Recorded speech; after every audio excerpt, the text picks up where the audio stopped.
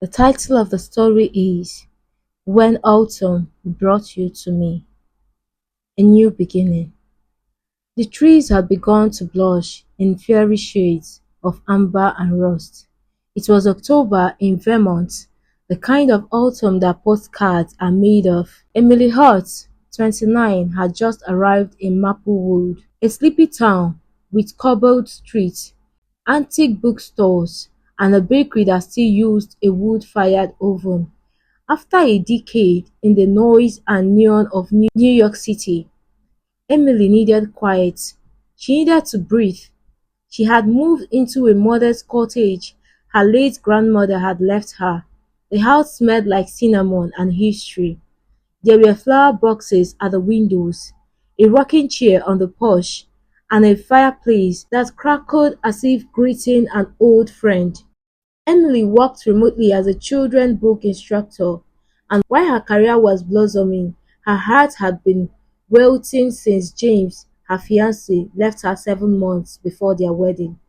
Maplewood, she hoped, would be her healing place. She didn't expect to find love. That part of her, she assumed, was closed for business. It happened on a Tuesday. She had gone into Wellspring Books to find a new sketch pad and maybe a novel to fall asleep with. The door chimed as she entered. The scent of ink, leather, bindings, and roasted coffee greeted her. She was browsing the classic aisle when a deep voice spoke behind her. "Jane Austen or Charlotte Bonnet?" he asked.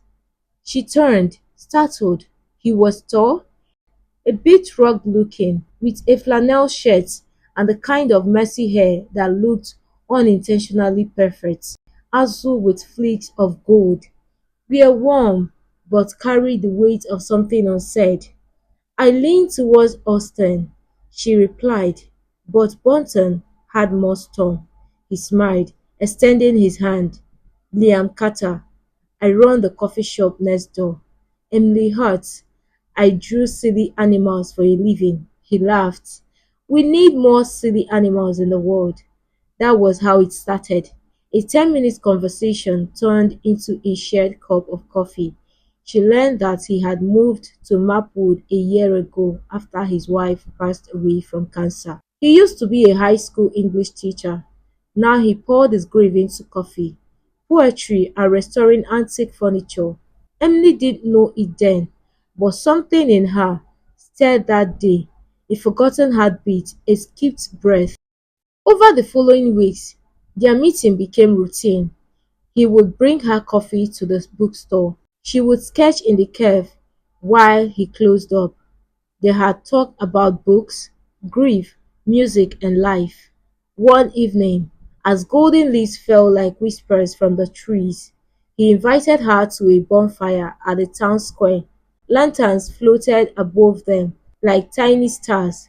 A band played acoustic version of old love songs. Emily laughed more that night than she had in years. Later, by the fire, Liam offered her his coat. Their fingers touched. "You are warm," she murmured. He chuckled. "You are trembling." "It's not the cold." Their eyes met. He didn't kiss her, not yet, but the moment was heavy with almost. It was a Thursday. The bakery had just started selling cinnamon apple donuts again. Emily brought him one, wrapped in parchment and still warm. "This might be better than your coffee," she teased. He took a bite, exaggerated his reaction. "I feel betrayed." She grinned. "You will recover." He set the donuts down and leaned closer. "I want to kiss you." "I want you to," she whispered. And he did. Soft at first, as if asking for permission, then deeper, as if he had waited a year to find someone who didn't make his heart ache. She tasted like apples and hope. He tasted like warmth and trust. It was the kind of kiss that rewrote everything. They began to fall, not just for each other, but into a rhythm that made life feel cinematic. He left notes in her mailbox. She drew him into her illustrations as a tall, flannel-wearing bear who loved tea and read bedtime stories.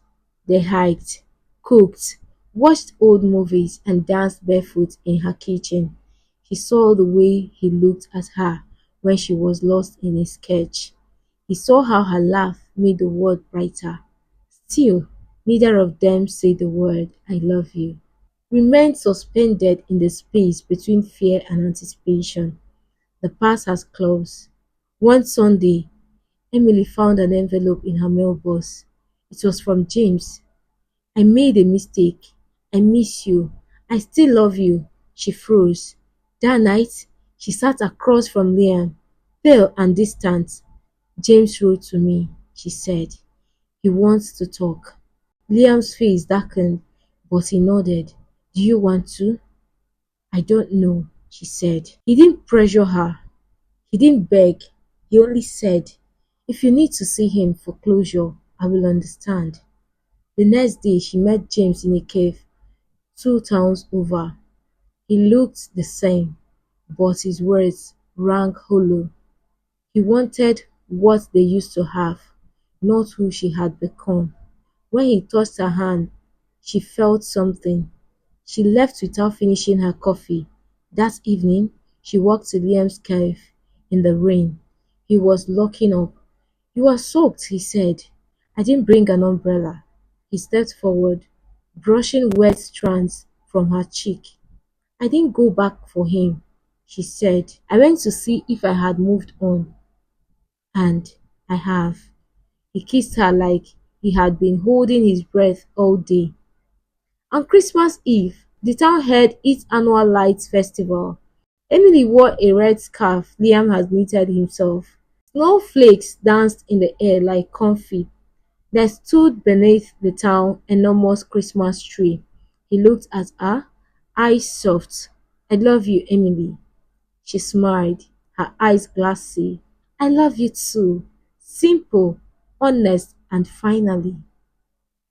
Spring arrived with blossoms and new promises. Liam took Emily to the clearing behind his late wife's favorite lake, a place he hadn't visited in 2 years. He spread out a picnic, made her favorite sandwiches, and brought wine. As the sun dipped low, he rushed into his pockets. "I wasn't sure I would ever love again," he said, "but then you showed up with your sketchbook and your quiet kindness. You brought color back into my world." He opened the box. A simple ring, a single sapphire. "Will you marry me?" She said yes without a pause, not because he completed her, but because he made her more of herself.